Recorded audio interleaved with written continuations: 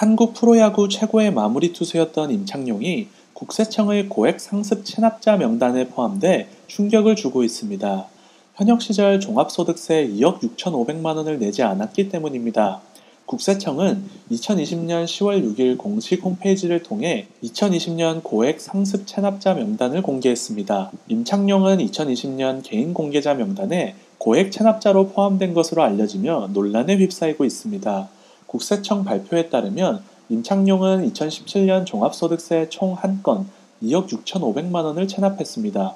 해당 세금은 2018년 9월 30일까지가 납기였는데 체납이 2년 이상 됐습니다. 발표된 명단의 임창용은 44세의 무직으로 표시돼 있습니다. 임창용이 세금을 체납한 2017년부는 기아 타이거즈 소속으로 뛸 때입니다.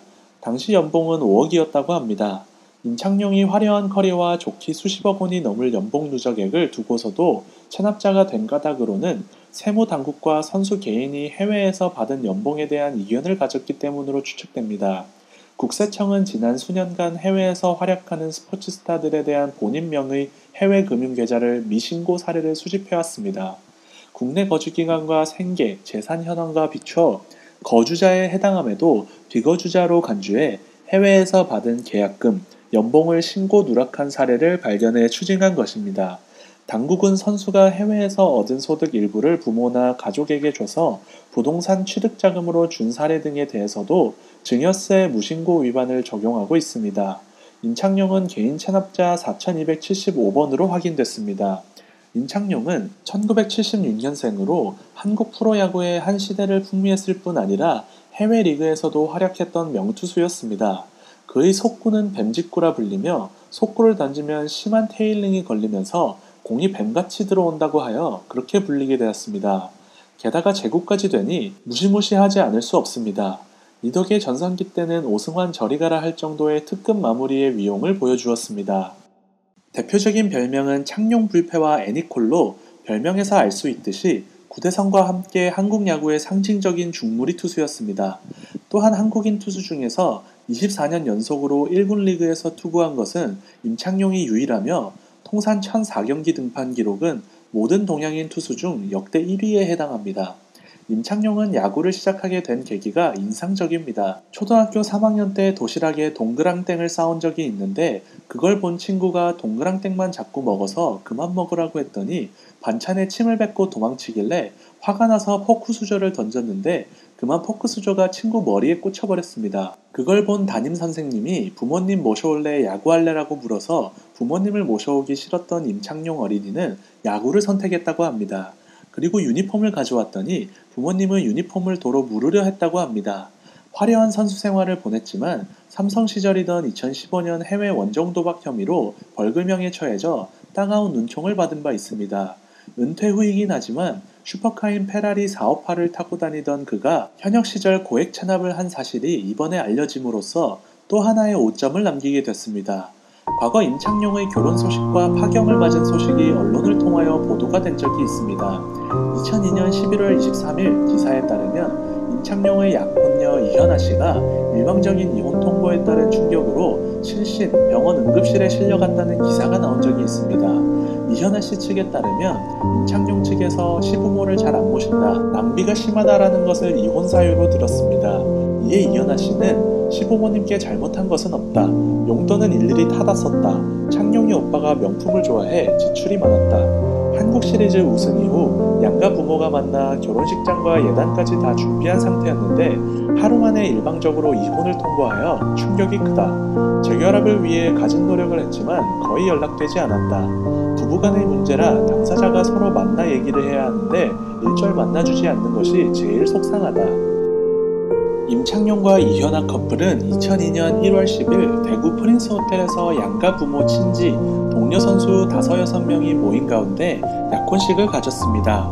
임창용의 두 형이 당시 미혼이었기 때문에 약혼식으로 대신하고 신접 살림을 차렸었는데요. 2003년 1월 4일 예정된 결혼식을 무기 연기한다고 말한 것은 호스팅 시스템 준비를 위한다는 명분을 내세워 실질적인 파혼 수순을 밟았습니다. 또 알려진 바에 의하면 2003년 5월 이혼 소송 중에 임창용은 간통 혐의로 피소가 되었는데요. 여러 가지 소문과 루머가 난무한 가운데 임창용의 이미지에도 적지 않은 타격을 입었습니다.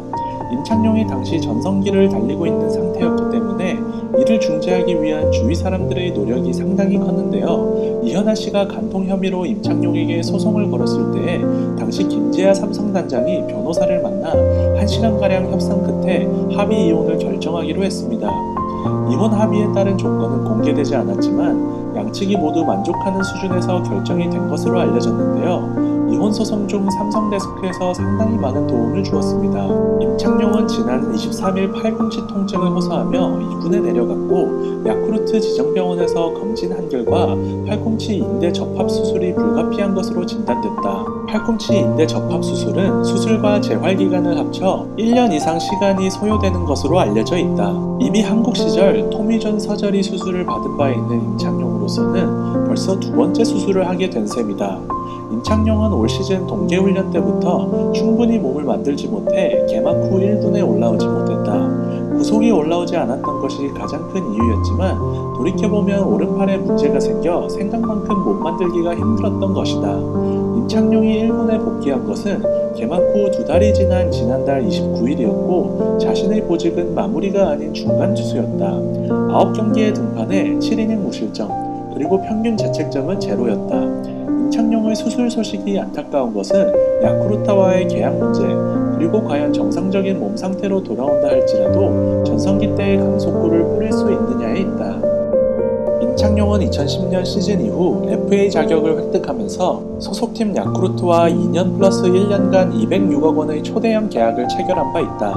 임창용은 야쿠르트 입단 첫 해인 2008년 30만 달러, 이듬해 50만 달러를 받았고 2010년엔 160만 달러까지 몸값이 치솟았다.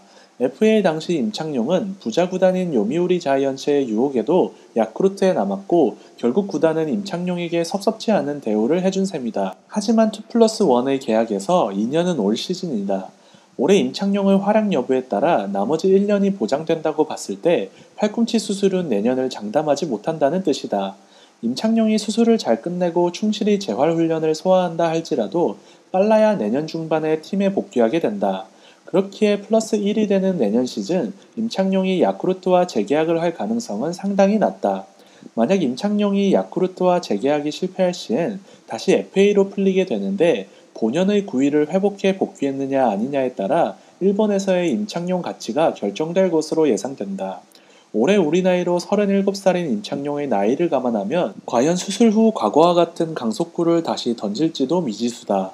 일반적으로 팔꿈치 인대 접합 수술 후 구속이 더 빨라지는 예는 많았다. 국내를 기준으로 본다면 과거 배영수, 오승환, 그리고 봉준근도 수술 후 3-4kg 정도 구속이 빨라졌었다.